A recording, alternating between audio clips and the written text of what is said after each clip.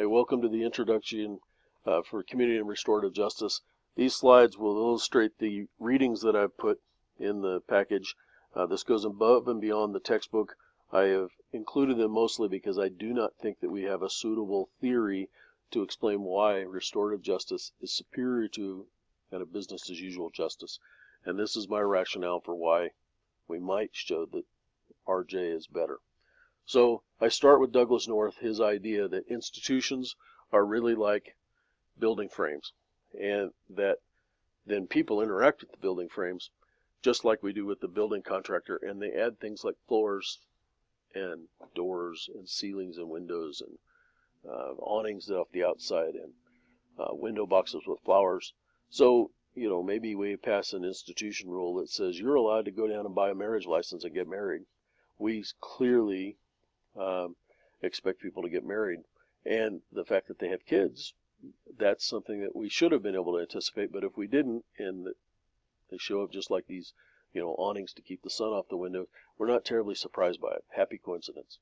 But sometimes we get these, you know, cantilevered buildings off the side, and that maybe we didn't expect, but maybe we think it's okay. So in the old days, if a cop had a homeless guy in town and they put him in their car and drove them to the next town over where the homeless guy said he wanted to go, that's not technically allowed under any rules anywhere, but maybe it's a happy coincidence that shows up.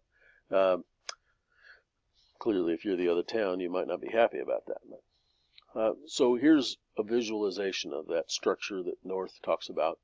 In my own conceptualization of North, I would throw in a horizon, because I think North doesn't explicitly state it, but I think anywhere above ground you have something like pharmaceuticals. Below ground you're probably going to have something like drugs or alcohol being abused.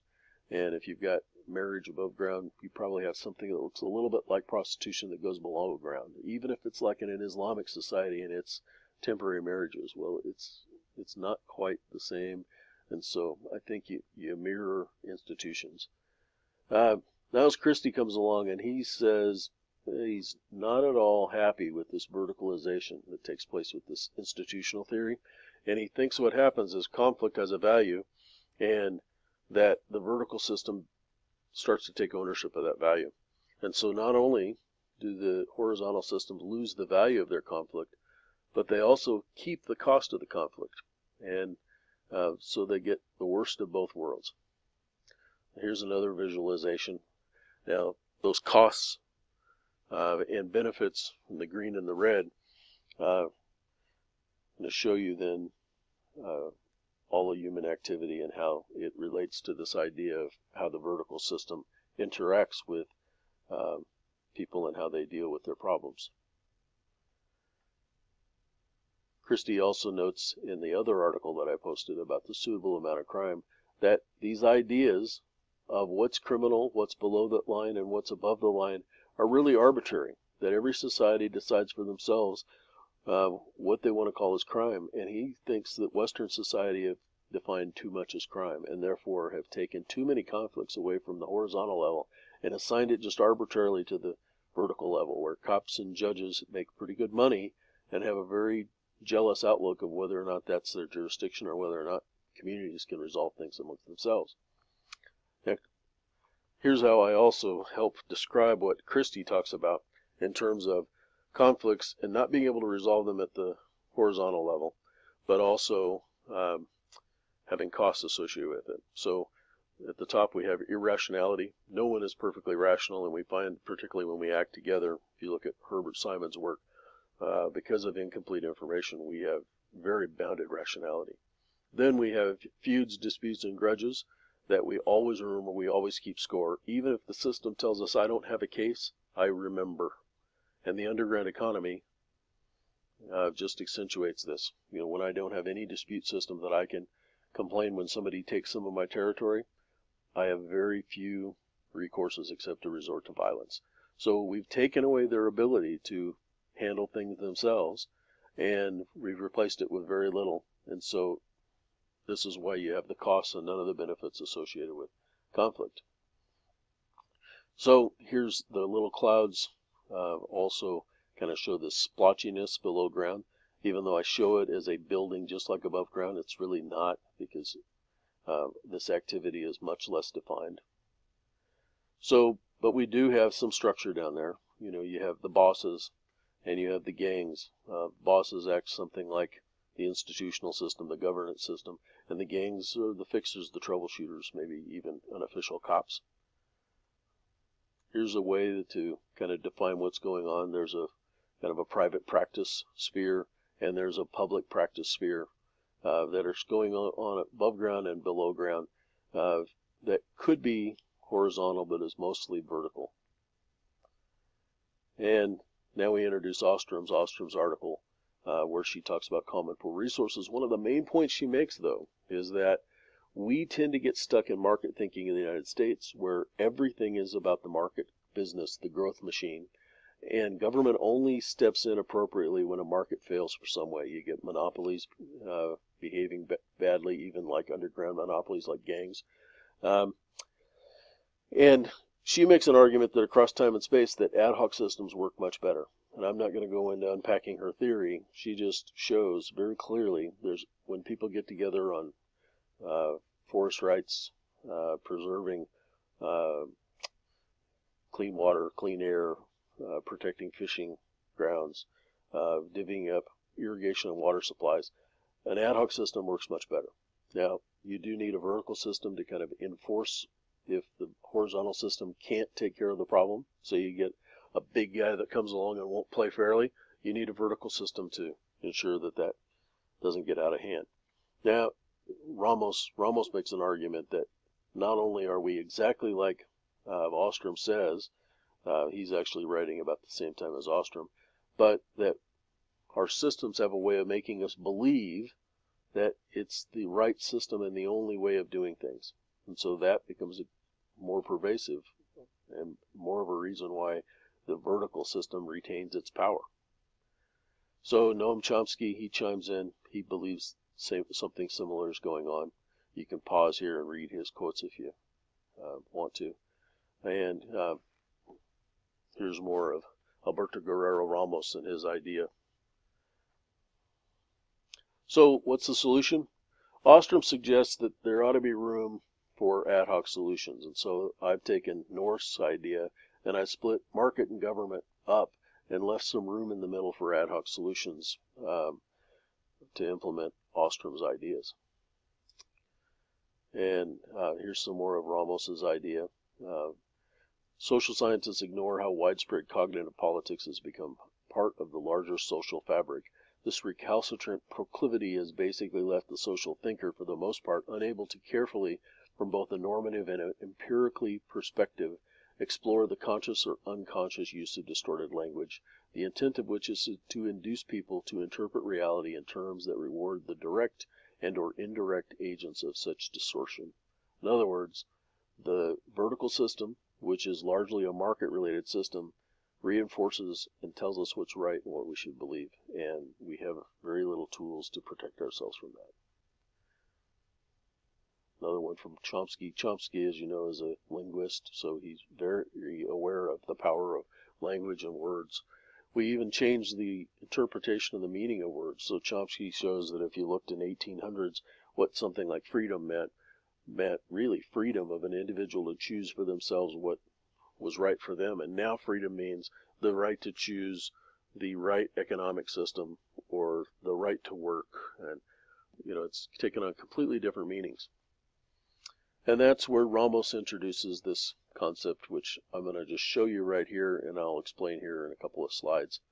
The essence of this is that we in the United States live up here in economy, and we ignore all these kind of other things. And clearly down here, mob and anomy, if you're familiar with Durkheim's work of normlessness, these aren't good places to be. But certainly anything that, you know, starts to get up here above this line is okay behavior and has social value. And Ramos makes an argument, as I've said up here, is that we get locked into this economy.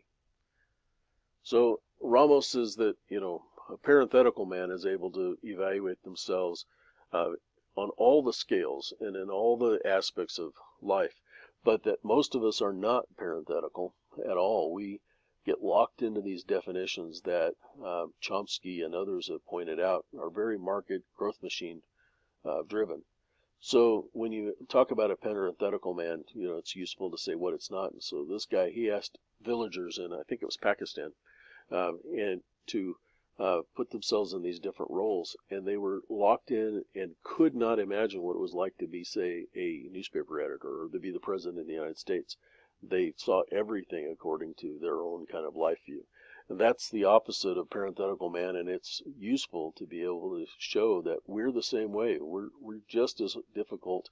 We could not define living in a pastoral society and what it means in terms of happiness to be loyal to your family and take care of your herds.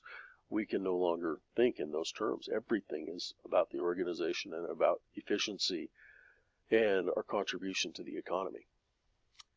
And so here's another idea here that defines, kind of what it's like to be able to define yourself not just on an economic scale, but also on self-esteem and autonomy. And I encourage you to pause this and read this more.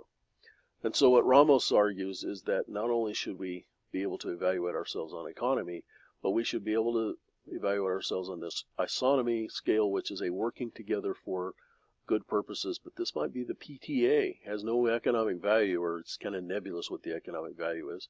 But he says we should also be able to evaluate ourselves on this phenomy, which is kind of our artistic, maybe our church group, or, getting together with the guys to play poker, or getting together with our musical group to play guitar on, the weekends. Those have value as well. So being able to evaluate ourselves on these other scales, family and whatnot, and be able to say, I'm not going to sacrifice these portions of my life in order to only perform in this economic activity. Ramos argues that we have difficulty doing that. And so that causes all of these alienations. I'm not going to go into all of them in detail. Marx says we're alienated from our excess value of our labor. Weber says that we're alienated because we're put in this iron cage of bureaucracy. Durkheim says it's because we no longer have our place in the community. If I make the shoes for the community and I die, that's a very important thing. Or if I get despondent, maybe because a spouse dies or just some kind of chemical imbalance, the community rallies around me because they can't afford to lose the guy that makes their shoes. But when we go to a society that's more organic, where I'm no longer a vital piece of machinery that if I break down the whole thing doesn't work, now I'm just the guy that pushes a button that makes an eyelet in a shoe, much like a cell in the body just does one organic little process, and if it dies, the body takes care of it, ejects it from the body, and a new cell takes its place. In a factory, any monkey can push the button, right? So we no longer have our place in society, and Durkheim says that causes anomie, and it creates stress for people. And then it's worth mentioning here that Qutb, which is one of the founders of the Islamic State, he thinks that people are alienated from God's law. And so since that's kind of the most radical version of that alienation, I've included Qutb there. And altogether, this leaves this kind of sphere of anomie, this sphere of alienation that, is put in place because of all of these institutionals that we have. So we have market failures on the market side and rent-seeking behavior where people behave badly. We have free riders, in that kind of more of a thinking for myself side of the scale. We have principal agent problems where, people take more liberties because nobody's really watching them and have the power to stop them. And then we have these kind of experimental zones. And then, of course, down below we have deviance and crime. And later I'll throw this on the institutional scale and it'll be easier to interpret. I'm going to have to take a break here in a minute because I'm running out of time. I think I only have 15 minutes on this program. And so then that gives us this able to evaluate Ramos's system here by saying, why does a balanced system work better? So the Ostrom idea of leaving room in the middle is better, and Ramos's idea is you have to leave at least the ability for people to be allowed to judge themselves by a more balanced mode of thinking. This gives us a philosophy to support that, and I'm going to go out now and start a new set of slides to finish these last few slides up.